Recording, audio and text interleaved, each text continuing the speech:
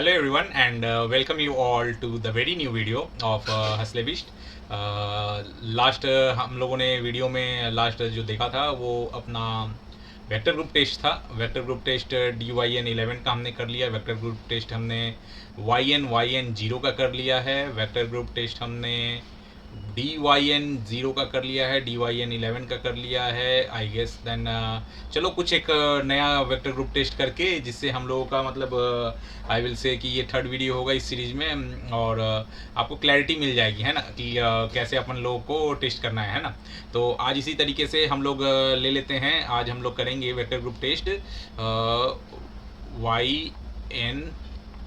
YN6। ठीक है, तो इसका हम लोग आज वेक्टर ग्रुप टेस्ट करते हैं। थोड़ा सा थिकनेस बढ़ा लेते हैं अपन लोग। कलर हम लोग 100% वाइट ले लेते हैं। ठीक है, चलिए। तो YN6 अगर हम देखें तो मेरा पैटर्न कैसा रहेगा। प्राइमरी मेरा कुछ इस तरह रहना चाहिए, UVW, राइट है ना।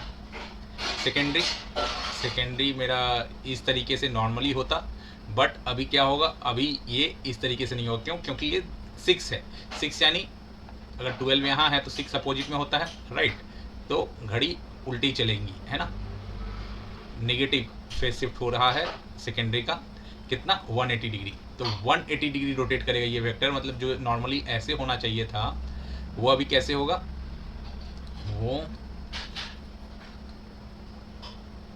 कुछ इस तरीके से होगा, U V एंड W। देखो ये चीज़ जो डॉट अगर मान के चलो यहाँ ऐसे होना चाहिए था, तो ये यहाँ आ गया, ये वेक्टर पूरा 180 डिग्री रोटेट कर गया, ये 180 डिग्री रोटेट कर गया। तो आई होप आप लोगों को समझ में आया होगा कि क्यों YN6 ऐसे हुआ। अब जैसा कि हम लोग कन्वेंशन से जानते हैं कि हम लोगों को क्या करना है, हम लोगों को प्राइमरी और सेकेंडरी में से किसी एक फेजर को सॉर्ट करना है। तो हम लोग नॉर्मल जितने भी अपने प्रीवियस टेस्ट में देखते आए हैं, हम लोगों ने यू फेज को सॉर्ट कर दिया है। तो अगर हम एक ट्रांसफार्मर, एक ब्लॉक पकड़ें, अगर ये ट्रांसफार्मर है मेरा और ये टर्मिनल U, ये टर्मिनल V और ये टर्मिनल W और ये टर्मिनल UVW। सिमिलरली ये न्यूट्रल है, यहाँ पे भी YN है, तो यहाँ पे भी एक न्यूट्रल निकलना चाहिए। ठीक है, मान लो ये न्यूट्रल है, मान के चलते हैं अभी। तो इसमें हम लोग U को UVWN, ये UVWN था। अब इसमें से U को शॉर्ट कर दिया हमने और इनके अक्रॉस, ये तीनों फेज के अक्रॉस हम 415 3 फेज देंगे। 415 भी दे सकते हैं या फिर हम अपने वेरिएक से सप्लाई को धीरे धीरे बूस्ट करके दे सकते हैं, राइट। तो चलो अभी टेस्ट कंडक्ट करते हैं और टेस्ट ऐसे कंडक्ट करके हम लोग अब रिजल्ट समझते हैं कि क्या आना चाहिए और क्यों आना चाहिए। ठीक है, तो हम लोगों ने देखा कि अभी हमारा जो वेक्टर ग्रुप है प्राइमरी का, primary vector group pen selected, primary vector group ये था। सेकेंडरी क्या हो जा रहा है, सेकेंडरी मेरा कुछ इस तरीके का हो रहा है। ठीक है, अब इसमें ये दो फेजेस शॉर्ट हैं, राइट। U जो है शॉर्ट है, तो फाइनल फेजर कैसा बनेगा, फाइनल फेजर ऐसा बनेगा, ये U शॉर्ट है,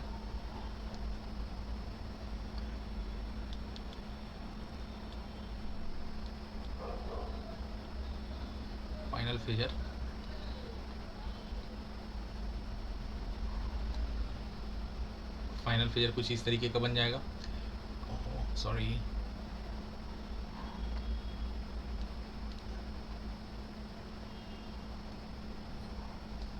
फाइनल फेजर कुछ इस तरीके का बन जाएगा। अब अगर ये पॉइंट U है और ये पॉइंट U है, ये पॉइंट V होगी, ये पॉइंट W होगा, ये पॉइंट न्यूट्रल, जैसे ये पॉइंट न्यूट्रल है, ये पॉइंट V होगा और ये पॉइंट W होगा, राइट ना। तो अगर यहाँ से हम देखते हैं तो हमें क्या समझ में आता है कि ये दो वोल्टेज जो हैं वो मोर और लेस सेम होने चाहिए, है ना। Voltage between small v capital W, voltage between small v capital W should be equal to voltage between small W capital V, है ना। एक कंडीशन तो ये हो गया। दूसरा कंडीशन क्या देखते हैं हम लोग? दूसरा कंडीशन देखिए कि ये न्यूट्रल से small you and capital you से टोटल न्यूट्रल, इन दोनों के न्यूट्रल का अगर वोल्टेज लेते हैं तो उसका सम होना चाहिए। तो sum of voltage between capital neutral to small neutral should be equals to voltage between U N plus voltage between capital U capital N, है ना। ये भी ऑलमोस्ट इक्वल होगा, 100% इक्वल नहीं होएगा, ठीक है। ये दो कंडीशन हमारी प्रूफ हो गई।